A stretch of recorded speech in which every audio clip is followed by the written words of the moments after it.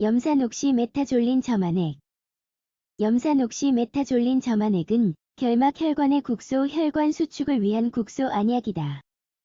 기술적인 측면에서 보면 그것은 직접 행동과 알파 작용제 활성을 가진 교감 신경 흥분제다. 이 약은 혈관 내피의 알파 EA 수용체에 대한 약물의 직접적인 작용으로 인해 혈관 수축을 발생시킨다. 그리고 몇 분 안에 신속한 작용이 이루어지는데 그 효과는 6시간 이상이라는 비교적 긴 지속 기간을 갖는다.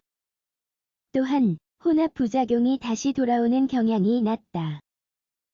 이 글에서는 이 염산옥시메타졸린 점안액이 무엇인지, 어떻게 작용하여 효과가 나타나는지에 대해 좀 더 자세히 살펴보도록 하자. 염산옥시메타졸린 점안액의 사용법. 이 약의 사용 목적은 충혈된 눈의 증상을 완화하기 위함이다. 따라서 의사는 알레르기, 눈의 피로 및 기타 요인으로 인한 가벼운 눈 자극을 완화하기 위해 이 약을 처방한다. 성인 및 6세 이상 어린이의 투여량은 영향을 받은 결막낭에 8시간마다 1에서 2방울을 떨어뜨려 주는 것이다. 제대로 투여하려면 눈꺼풀을 열고 뒤쪽을 바라보면서 아래쪽 눈꺼풀 안쪽에 한 방울을 떨어뜨리면 된다. 스포이드나 손이 눈에 닿도록 하지 말고 눈을 뜬 채로 몇 초 동안 깜빡이지 않도록 노력하자. 하지만 3일간의 치료 후에도 증상이 계속된다면 투여를 중단하고 의사와 상담해야 한다. 염산옥시메타졸린 점안액의 금기사항. 우리는 이활성 물질과 약물 첨가제, 그리고 다른 교감신경 흥분제에 대해 과민증이 있는 경우 염산옥시메타졸린 점안액을 사용하면 안 된다. 또한 폐쇄각 녹내장이나 유전적인 소인이 있는 사람에게는 적합하지 않다. 비관리 고혈압 환자나 심혈관 질환, 고혈당증 및 갑상선 기능 항진증 환자의 경우도 마찬가지다. 사용 시 주의사항. 이 약을 빈번하게 또는 장기간 사용하면 약물 흡수가 더 커질 수 있으며 일반적인 수준에서 부작용이 있을 수 있다. 따라서 다음과 같은 상황에서는 주의를 기울여야 한다. 협심증이 있거나 디곡신을 복용하는 사람, 항우울제로 치료받는 사람, 메틸도파를 복용하는 고혈압 환자, 현재 페노티아진을 복용하는 사람, 전립선 질환이 있는 사람, 심한 눈 염증이 있는 사람, 18세 미만의 사람. 염산옥시메타졸린 점안액을 과도하게 사용하는 사람들은 만성 충혈을 완화하기 위해 이 약물에 의존하게 될 수 있다. 또한 콘택트 렌즈를 착용한 경우 이 물질을 사용하기 전에 렌즈를 빼고 투여 후 15분 또는 20분 정도 기다렸다가 다시 착용해야 한다.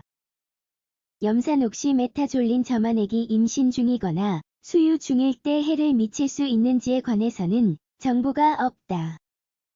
또한 의사는 모유 수유 여성이 모유를 통해 이 물질을 배출하는지 여부를 완전히 알지 못한다.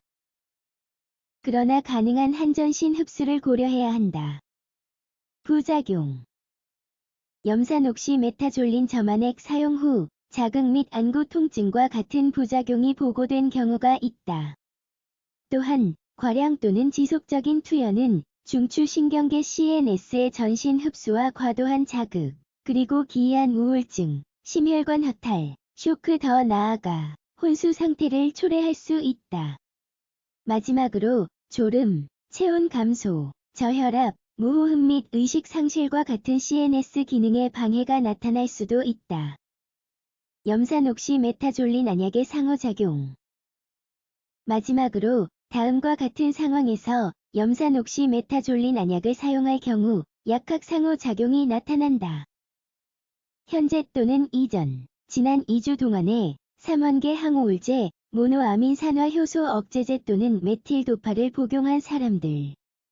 페노티아진 또는 천식 약물, 예를 들어 아드레날린 기관지 확장제류로 치료를 받은 사람들. 같은 기간 동안 여러 솔루션을 사용할 때는 한 종류의 점안액 투여와 다른 점안액 투여 사이에 5분 이상의 간격을 두어야 한다. 일단 점안액 용기를 열면 28일 후에 폐기해야 한다. 그러나 더 길게 유지하려면 빛과 28 이상의 온도를 피하도록 하자. 결론. 염산옥시메타졸린 안약은 충혈된 눈을 완화하는 데 유용하다. 그러나 3일 이상 사용하지 않도록 하자. 또한 눈에 띄는 개선이 없다면 의료 전문가의 도움을 받아야 한다.